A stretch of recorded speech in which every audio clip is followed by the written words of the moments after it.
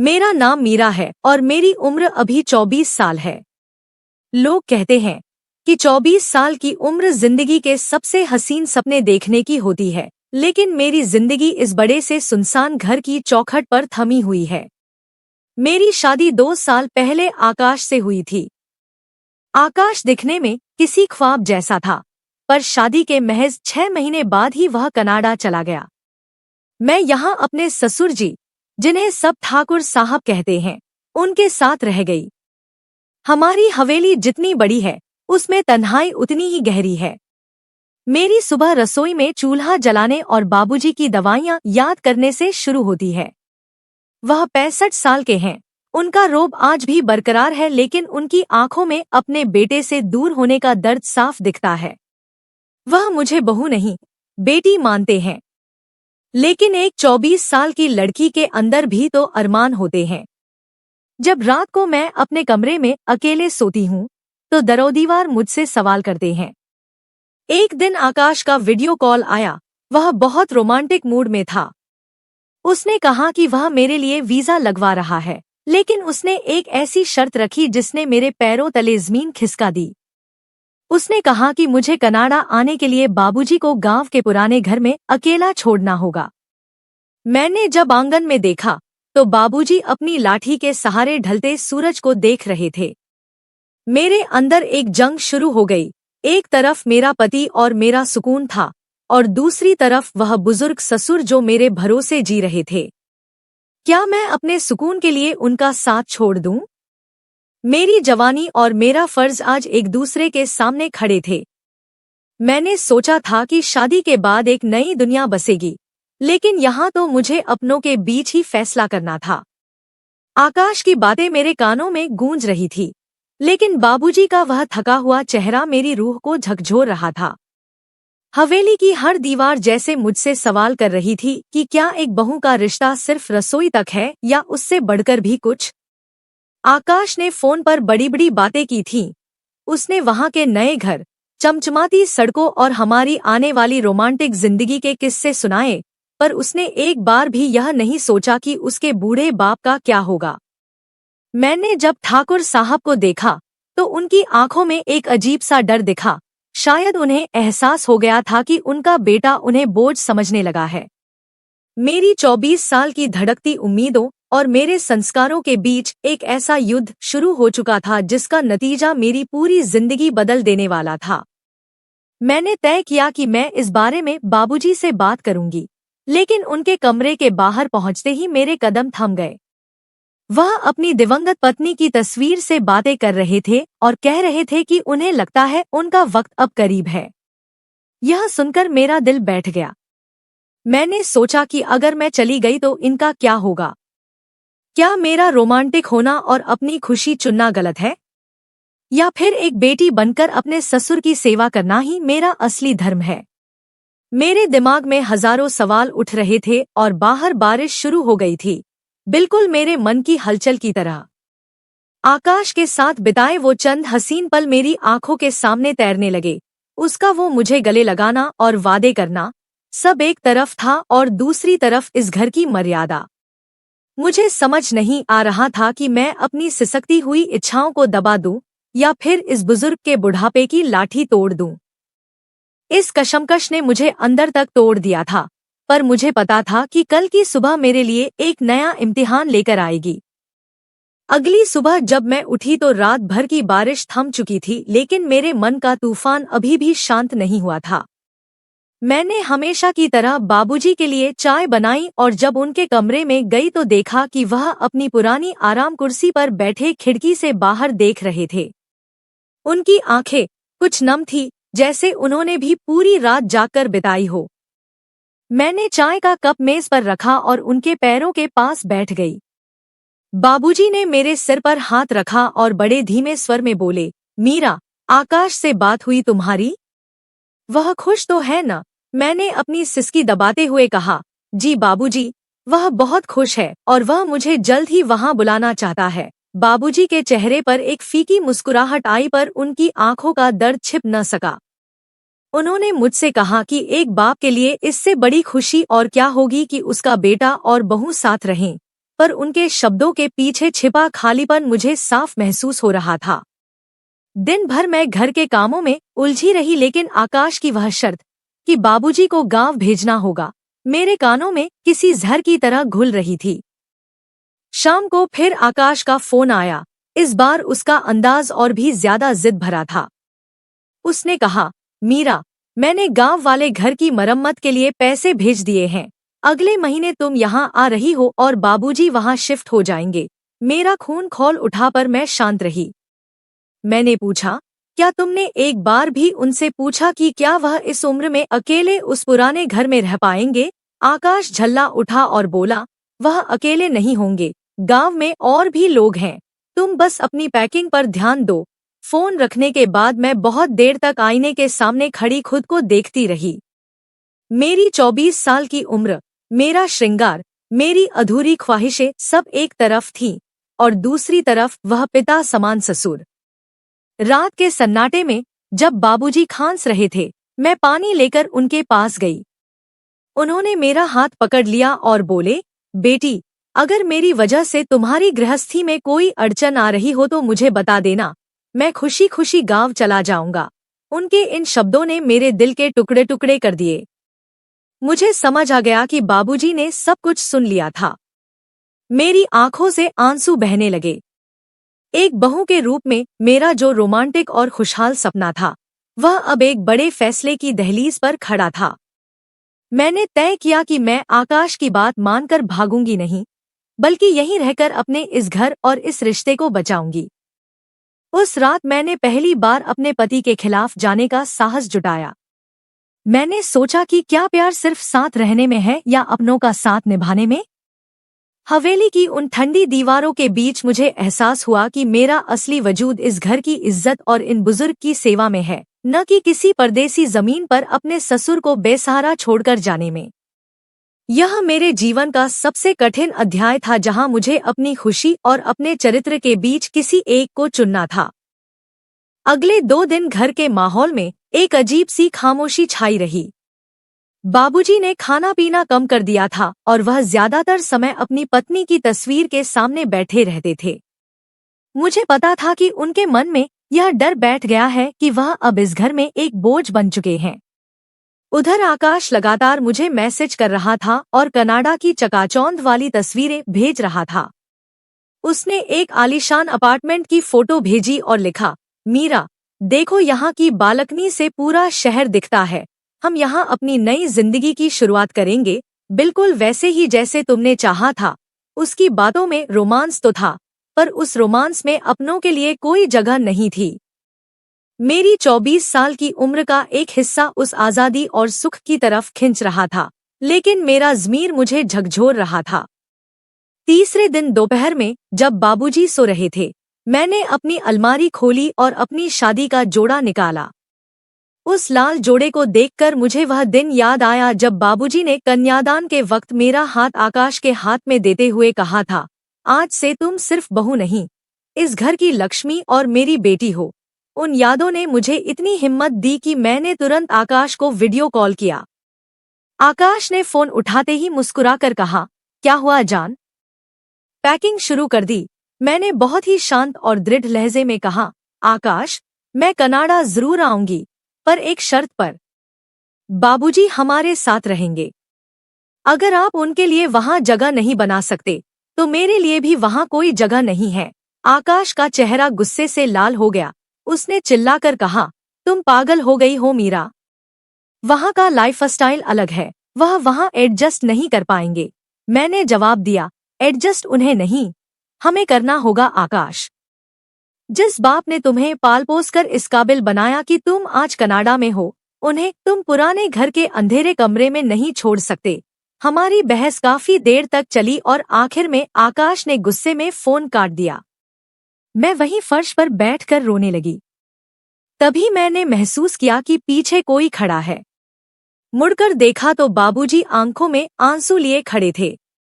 उन्होंने कांपती आवाज में कहा, मीरा बेटी, मेरी वजह से अपने पति से मत लड़ो, मैं चला जाऊंगा गांव।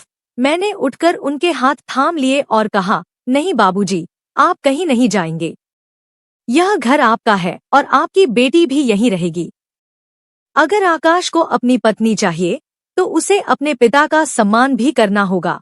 उस पल मुझे महसूस हुआ कि एक औरत की असली खूबसूरती उसके श्रृंगार में नहीं, बल्कि उसके चरित्र की दृढ़ता में होती है। मेरी जवानी का वह जोश अब एक समझदार स्त्री की गंभीरता में बदल चुका था। मैंने तय कर लिया था कि मैं अपनी खुशियों के लिए किसी की आत्मा को नहीं कुचलने दूंगी। बाहर आसमान में फिर से बादल घिर रहे थे, पर इस बार मेरे मन में कोई धुंध नहीं थी। मुझे पता था कि रास्ता मुश्किल है, पर मैं सही रास्ते पर थी। अब इंतजार था आकाश के अगले कदम का। क्या वह अपने परिवार को चुनेगा या अपनी जिद को? आकाश के फोन काटने के बाद कई दिनों तक सन्नाटा छाया रहा। न कोई मैसेज आया और न ही कोई कॉल। हवेली की हवाओं में एक भारीपन था। बाबूजी अब मुझसे आंखें मिलाने से कतराने लगे थे। उन्हें लगता था कि मेरी खुशियों के बीच वह दीवार बनकर खड़े हैं। एक दोपहर जब मैं आंगन में सुखाने के लिए कपड़े डाल रही थी, तभी गांव के मुखिया जी का बेटा सुमित हमारे घर आया। वह आकाश का बचपन का दोस्त था। उसने बताया कि आकाश ने उसे फोन करके गांव वाले घर की चाबियां मांगी हैं और वहां सफाई करवाने को कहा है। यह सुनकर मेरा दिल दहल गया। आकाश अभी भी अपनी जिद पर अड़ा था। मेरी उम्र के 24वें साल ने मुझे एक ऐसी चुनौती दी थी जहां मुझे अपनी मर्यादा और अपने पति के प्रेम के बीच चुनाव करना था। मैंने सुमित से कहा, सुमित भाई, आप सफाई रुकवा दीजिए, क्योंकि बाबूजी कहीं नहीं जा रहे। सुमित हैरान होकर चला गया। शाम को मैंने अपना सबसे अच्छा श्रृंगार किया, आंखों में काजल लगाया और वह साड़ी पहनी जो आकाश को सबसे प्रिय थी। मैंने फिर से उसे कॉल किया। जब उसने फोन उठाया तो मैंने बिना उसे बोलने का मौका दिए कहा, आकाश, तुम्हें लगता है कि मैं सिर्फ तुम्हारी पत्नी हूँ, लेकिन याद रखो मैं इस घर की बहू भी हूँ। तुम मुझे डराकर या बाबूजी को बेदखल करके मुझे हासिल नहीं कर पाओगे। अगर तुम्हें अपनी पत्नी की जरूरत है तो यहाँ आओ और ससम्मान हमें ले जाओ, वरना मैं यहीं रहकर बाबूजी की सेवा करूंगी। आकाश को उम्मीद नहीं थी कि मैं इतनी सख्त हो जाऊंगी। उसने अपनी आवाज धीमी की और थोड़ा भावुक होकर बोला, मीरा, तुम समझ क्यों नहीं रही? मैं यह सब हमारे भविष्य के लिए कर रहा हूँ। मैंने जवाब दिया, जिस भविष्य की नींव एक पिता के आंसुओं पर रखी हो, वह भविष्य मुझे नहीं चाहिए। उस रात मैंने बाबूजी को उनके कमरे में खाना खिलाया और उनके सिर पर तेल की मालिश की। वह सो गए, पर उनके चेहरे पर एक अजब सा सुकून था। मुझे एहसास हुआ कि रोमांस केवल पति पत्नी के शारीरिक जुड़ाव में नहीं होता, बल्कि उस आत्मिक शांति में भी होता है जो अपनों का साथ देने से मिलती है। मैंने तय किया कि अगर आकाश नहीं माना तो मैं खुद काम ढूंढूंगी और इस हवेली का ख्याल रखूंगी। मेरी जवानी अब सिर्फ एक खिलौना नहीं थी, वह एक ढाल बन चुकी थी। आधी रात को मेरा फोन फिर बजा। यह आकाश का मैसेज था, मैं अगले हफ्ते भारत आ रहा हूँ, फैसला वहीं होगा। मेरा दिल जोर से धड़का। यह मिलन की खुशी थी या आने वाले किसी बड़े टकराव की आहट, मुझे नहीं पता था। लेकिन एक बात साफ थी, मीरा अब वह अबला बहू नहीं थी जो सिर्फ हुक्म मानना जानती थी। आकाश के आने की खबर ने हवेली की सोई हुई धड़कनों को जैसे फिर से जगा दिया था। पूरे एक हफ्ते तक मैंने घर के कोने कोने को चमकाया, न इसलिए कि मैं हार मान चुकी थी, बल्कि इसलिए कि मैं उसे यह दिखाना चाहती थी कि जिस घर को वह छोड़ना चाहता है, वह आज भी एक स्वर्ग है। मेरी 24 साल की उम्र का उत्साह और घबराहट दोनों ही चरम पर थे। जिस दिन उसे आना था, मैंने हल्के गुलाबी रंग की रेशमी साड़ी पहनी और बालों में एक छोटा सा गजरा लगाया। बाबूजी सुबह से ही बेचैन थे। वह बार बार अपनी लाठी उठाकर दरवाजे की तरफ देखते और फिर ठंडी आह भरकर बैठ जाते। दोपहर के वक्त हवेली के मुख्य द्वार पर एक टैक्सी रुकी। आकाश उतरा। उसका चेहरा पहले से थोड़ा सख्त लग रहा था, पर उसकी आंखों में मेरे लिए वही पुरानी तड़प भी थी। जैसे ही उसने कदम रखा, मैंने आगे बढ़कर उसके पैर छुए, पर उसने मुझे पकड़कर गले लगा लिया। उस आलिंगन में एक अधूरापन था। बाबूजी दूर खड़े अपनी भीगी आंखों से अपने जवान बेटे को निहार रहे थे। आकाश उनके पास गया, पैर छुए, लेकिन बात बहुत कम की।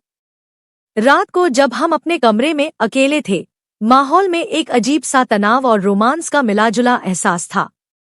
आकाश ने मेरा हाथ पकड़कर अपनी तरफ खींचा और धीमी आवाज में कहा, मीरा, तुम और भी हसीन हो गई हो, पर तुम्हारी जिद ने मेरा दिल दुखाया है। मैंने उसकी आंखों में आंखें डालकर कहा, आकाश, यह जिद नहीं, मर्यादा है। उसने मुझे करीब लाते हुए कहा, मैंने सब इंतजाम कर दिया है। गांव वाले घर में एक नर्स और खाना बनाने वाला भी रख दिया है। अब तो मान जाओ।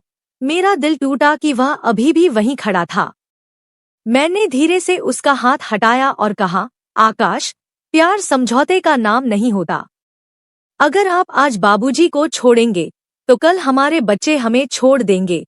उस रात हम एक ही बिस्तर पर थे, पास थे, पर हमारे बीच मीलों की दूरी थी। वह मेरे करीब आने की कोशिश कर रहा था। उसका स्पर्श वही पुराना और जादुई था, लेकिन मेरे मन में बाबूजी का वह उदास चेहरा घूम रहा था। मैंने उससे कहा कि जब तक वह अपना फैसला नहीं बदलता, मेरा मन उसे पूरी तरह स्वीकार नहीं कर पाएगा। यह एक पत्नी का अपने पति के लिए सबसे कठिन ना था। आकाश पूरी रात करवटें बदलता रहा। उसे लगा था कि उसका प्यार और उसका रुतबा मुझे पिघला देगा, पर वह यह भूल गया था कि अब वह एक कच्ची उम्र की लड़की से नहीं, बल्कि एक चट्टान जैसी मजबूत औरत से बात कर रहा है।